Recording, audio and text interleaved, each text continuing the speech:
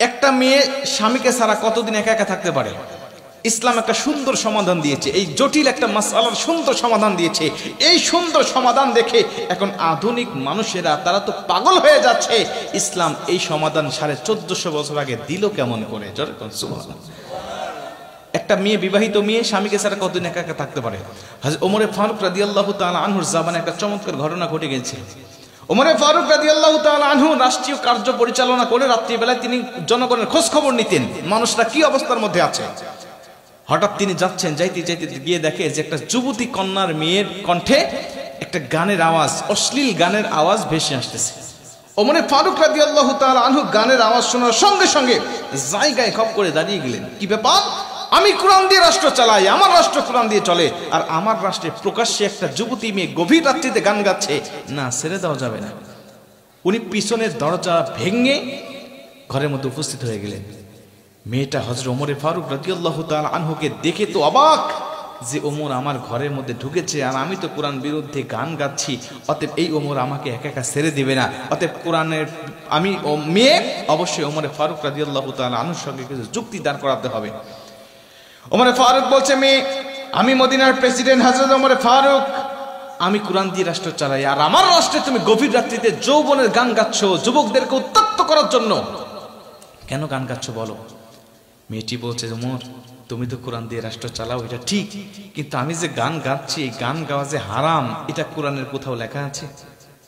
ওমর ফারুক বলছে, লেখা নাই মানে? আল্লাহ পরিষ্কার বক্তব্যে কোরআনের মধ্যে গানকে হারাম করেছেন। তিনি বলছে, কোথায় হারাম করেছেন? দলিল দাও, দলিল ছাড়া আমি কথা বলি না। মেয়ে বলছে ওমরের কাছে, কারণ মেয়ে ভালো করে জানে ওমরের সাথে তর্ক করতে হলে কোরআন দিয়েই তর্ক করতে হবে, কোরআন ছাড়া ওমর কোনো কথা শুনবে না। জোরে বলুন সুবহানাল্লাহ। কোরআনে কোথায় লেখা আছে গান গাওয়া হারাম বলো? মেয়েটির কথা শুনে হযরত ওমর ফারুক বলছে, তুমি কি সূরা লুকমান পড়েছো?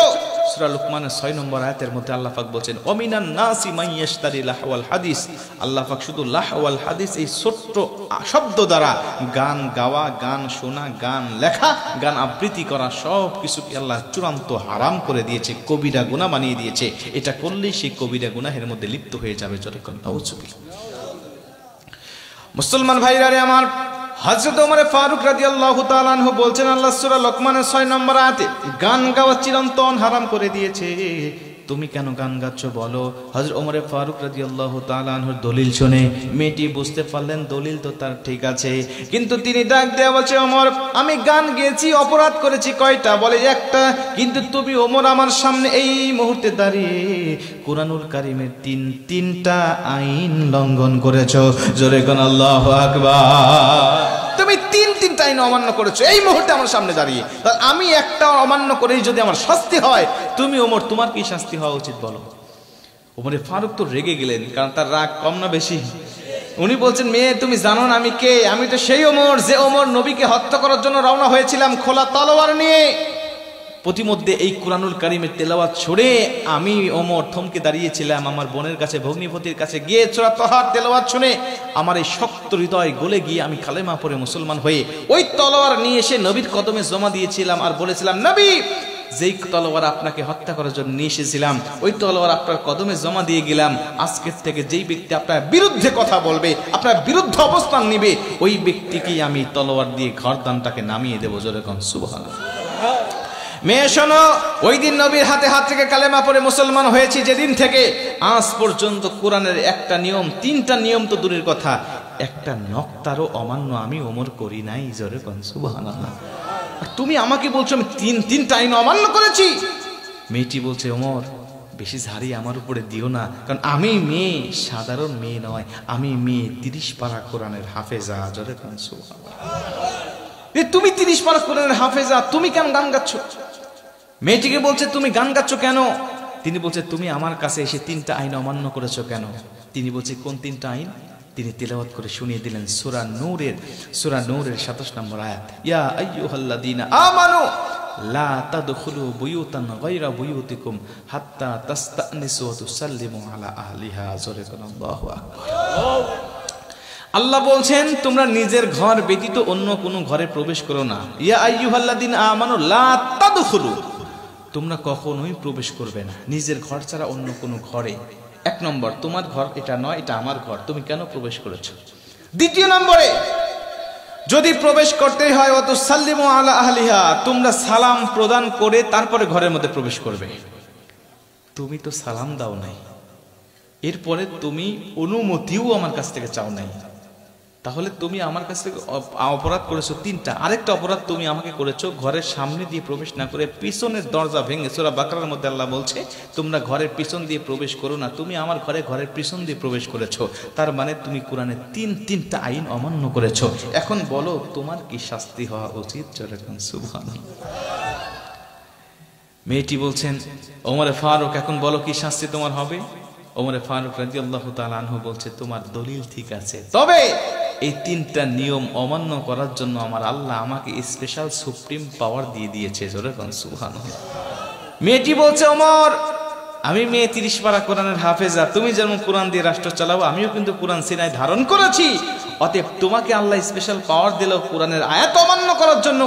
মুখের কথা বললে চলবে না, কোরআনের আয়াত দিয়ে আমাকে বোঝাতে হবে কেমনে তোমাকে এই তিনটা আইন অমান্য লঙ্ঘন করার জন্য আল্লাহ তোমাকে পাওয়ার দিয়েছে। জোরে কোন সুবহানাল্লাহ। মুসলমান ভাইরা আমার, ওমর ফারুক রাদিয়াল্লাহু তাআলা আনহু সঙ্গে সঙ্গে সূরা হজের 41 নম্বর আয়াতটা তেলাওয়াত করলেন। 41 নম্বর আয়াত তেলাওয়াত করে তিনি শুনিয়ে দিলেন, আল্লাযীনা ইম্মাক্কান্নাহুম ফিল আরদি আকামুস সালাত ওয়া আতাউয যাকাতা ওয়া আমারু বিল মা'রুফি ওয়া নাহাউ আনিল মুনকার ওয়ালিল্লাহি আকিবাতুল উমুর। রে পৃথিবীর মানুষেরা, আমি আল্লাহ পাকের বক্তব্য হলো, ওমর বলছেন মেয়ে শোনো, আল্লাহ পাকের বক্তব্য হলো যারা দুনিয়ার ক্ষমতার দায়িত্বে বসবে, যারা সরকার হবে, যারা প্রেসিডেন্ট হবে, যারা দেশ পরিচালনা করবে, আল্লাহ পাক তাদেরকে স্পেশাল 4টা ক্ষমতা দিয়ে পাঠিয়েছেন, 4টা দায়িত্ব দিয়ে পাঠিয়েছেন। 1 নম্বরে আল্লাহ পাক বলছে আমার মনোনীত সরকার যখন কোনো দেশের গদিতে বসে যাবে, কোনো দেশ পরিচালনা করবে, আমার সরকার তখন সঙ্গে সঙ্গে 1 নম্বর কাজ করবে, আল্লাযীনা ইম্মাক্কান্নাহুম ফিল আরদি আকামুস সালাত, সে নামাজ কায়েম করবে, ওয়া আতাউয যাকাত, সে যাকাত ভিত্তিক অর্থ ব্যবস্থা কায়েম করবে, ওয়া আমারু বিল মারুফ, এবং ভালো ভালো কাজের আঞ্জাম দিবে। 2 নম্বরে ওয়া নাহাউ আনিল মুনকার, সমাজের মধ্যে যত গান বাজনা নাটক অশ্লীল খারাপ কাজগুলো রয়েছে এগুলো সে সমাজ থেকে উঠে দিবে। এই আয়াতের ব্যাখ্যায় মুফাসসিররা বলেন ওই গান বাজনা, ওই খারাপ অশ্লীল কাজগুলোকে উঠিয়ে দেওয়ার জন্য যত রকম পদ্ধতি অবলম্বন করার দরকার সব পদ্ধতি সে অবলম্বন করবে। জোরে কোন সুবহানাল্লাহ। আমি তুমি গান গাচ্ছ, নিঃসন্দেহে এটা অশ্লীল, নিঃসন্দেহে এটা খারাপ, অতএব আমি যেহেতু মদিনার প্রেসিডেন্ট, মদিনার খলিফা, অতএব তোমার গান বন্ধ করার জন্য আমি পিছনের দরজা দিয়ে প্রবেশ করেছি। কেন জানো? হয়তোবা তোমাকে ডাকলে তুমি গান বন্ধ করে দিয়ে পিছনের দরজা দিয়ে ভেগে যেতে, তোমাকে ধরতে পারতাম না, তোমাকে শাস্তি দিতে পারতাম না, এজন্য আমি প্রবেশ করেছি, তোমার সামনে দাঁড়িয়েছি। কেন তুমি গান গেয়েছো এর উপযুক্ত জবাব নেওয়ার জন্য এসেছি। জোরে কোন সুবহানাল্লাহ। আল্লাহু আকবার বলেন।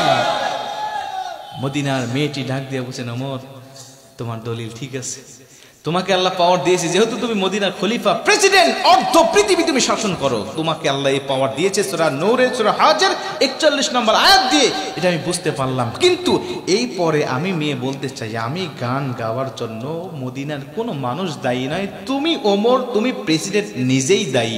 যখন সুবহানাল্লাহ বলেন, এইবার কি আর মেজাজ ঠিক থাকে? এতক্ষণ তো কোরআন দিয়ে বলতেছিল, এখন বলছে না কেউ দায়ী নয়, তুমি ওমর, তুমি নিজে দায়ী, তোমার জন্যই আমি গান গাচ্ছি। ওমর রাদিয়াল্লাহু তাআলা আনহু আরো রেগে গেলেন, ডাক দিয়ে বলছে মেয়ে, এতক্ষণ তো কোরআন দিয়ে বললে, এখন বলছো আমি নিজে দায়ী কেমনে?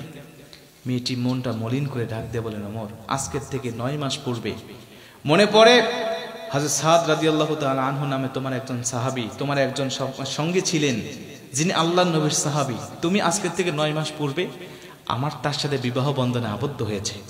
তুমি সেই দিন যখন বাসর রাত ছিল, আমার স্বামী আমার কাছে আসতেছিল বাসর ঘরে, তুমি দুধ পাঠিয়ে দিলে তাকে একটা পত্র লিখে যে জিহাদের ময়দানে কমান্ডার হিসাবে তাকে যেতে হবে, তুমি তাকে পাঠিয়ে দিলে, চলে গেল সে আমার স্বামী, আমার কাছ থেকে অনুমতি নিয়ে, বিবি অনুমতি দাও, কমান্ডার, এদেশের খলিফা প্রেসিডেন্ট আমাকে হুকুম করেছে কমান্ডার হিসাবে যেতে হবে, সেনাপতি হিসাবে। আমি আমার স্বামীকে বিদায় দিলাম, ভেবেছিলাম হয়তো বা চলে আসবে কিছুদিন পরে, কিন্তু আমার স্বামী যখন 6 মাস পরে আমার কাছে আসতে চাইলো, তুমি সেখান থেকে যুদ্ধের আরেকটা তুমি পরিবর্তন করে, শিডিউল পরিবর্তন করে তুমি আরেকটা যুদ্ধে পাঠিয়ে দিয়েছো। আজকে 9 মাস পার হয়ে গেছে, স্বামী আমার কাছে নেই, এজন্য স্বামীর বিরহ বেদনা সহ্য করতে না পেরে আমি আমার স্বামীর জন্য গান গাচ্ছি। সুবহানাল্লাহ। ওমর ফারুক রাদিয়াল্লাহু তাআলা আনহু যখন এমন কথা শুনেছেন এক দৌড় দিয়েছে। ওমর ফারুক এক দৌড় দিয়ে নিজের মেয়ে হযরত হাফসা রাদিয়াল্লাহু তাআলা যিনি রাসূল সাল্লাল্লাহু আলাইহি ওয়াসাল্লামের স্ত্রী ছিলেন, তার কাছে চলে গেলেন। মা, আমি তোমার বাবা ওমর, আমি তোমাকে একটা কথা বলতে চাই, তুমি বলো একটা মেয়ে স্বামীকে ছাড়া কতদিন থাকতে পারে? বাবার মুখে এমন কথা শুনে মেয়ে একটু লজ্জা পেলেন। হাফসা রাদিয়াল্লাহু তাআলা আনহা লজ্জা পেলেন, ডাক দিয়ে বলছেন, বাবা এমন প্রশ্ন কেন করছেন? ওমর ফারুক চোখের পানি ছেড়ে দিয়ে বলে, মা সময় নেই প্রশ্ন করার জন্য, তুমি বলো কতক্ষণ থাকতে পারে, কারণ এটা তুমি নবীর স্ত্রী, তুমি ভালো জানবে, তোমার মতো শরীয়তের সমাধান অন্য কোনো মেয়ে দিতে পারবে না। তুমি বলো কতদিন থাকতে পারে, আমার জরুরি প্রয়োজন, আমি আমার কিয়ামতের ময়দানে আল্লাহ পাক আমাকে আসামির খাট করাতে দাঁড়াতে পারে, জরুরি এটাকে সমাধান করতে হবে, বলো কতদিন থাকতে পারে। মেয়েটি বলছে, বাবা অতিরিক্ত একটা স্ত্রী স্বামীকে ছাড়া 4 মাস আলাদা থাকতে পারে, 4 মাস পরে যদি একটা স্ত্রী থাকতে চায় তার খুব কষ্ট হবে। ওমর ফারুক এক দৌড় দিয়েছে, যাওয়ার পরে ওই কমান্ডারের বরাবর তিনি দরখাস্ত লিখলেন, সাদ কোথায় আছে তাকে বাসায় পাঠিয়ে দাও। আর ওখান থেকে তিনি নিয়ম করে দিলেন, কোন কমান্ডার, কোন সৈনিক স্ত্রীকে ছাড়া অন্তত 4 মাস অন্তর অন্তর তাকে ছুটি দিতে হবে। ওই ধারাবাহিকতা আজও আমাদের বাংলার জমিন সহ পৃথিবীর বিভিন্ন দেশে আজও বহাল তবিয়তে আছে। সুবহানাল্লাহ। ইসলামের নিয়মগুলো কত সুন্দর দেখেন। আজকে আমরা অনেক মানুষ একবারে দেখা যাচ্ছে বিদেশে যাচ্ছে, 20 বছর 25 বছর পর্যন্ত বিদেশে তারা কাটাচ্ছে। এদিকে স্ত্রী কোথায় কি করতেছে, কোথায় পরকীয়া করতেছে, কোথায় কার হাত ধরে ভেগে চলে যাচ্ছে, এদিকে তার কোনো খোঁজ খবর নাই। বিদেশ যাওয়া খারাপ কিছু নয়, অবশ্যই বিদেশে যাবেন, কারণ বিদেশিরা এদেশের জন্য যত রেমিটেন্স পাঠায় তারা তো রেমিটেন্স যোদ্ধা, তাদের জন্য আমাদের অনেক দোয়া। কিন্তু তাদের জন্য বিদেশ করার মতো তো ইসলাম ফর্মুলা দিয়েছে, বিদেশ করবেন, বিয়ের আগে করেন, বিয়ের পরে করতে চান তাও সমস্যা নাই, আপনি অন্তত 6 মাস অন্তর অন্তর একবার আসেন, তাও যদি না পারেন বিয়ের পরে স্ত্রীকে নিয়ে যান। কয়েকটা ফর্মুলা ইসলাম আপনাকে দিয়েছে, যে কোনো একটা ফর্মুলা মানেন, দেখবেন যে আল্লাহ দুনিয়াতেও আপনাকে সুখময় শান্তিময় জীবন দিবে। ইসলাম পরিপূর্ণ মানার কারণে আল্লাহ পরকালেও আপনাকে শান্তি দিবে। কথা বলেন ঠিক কিনা?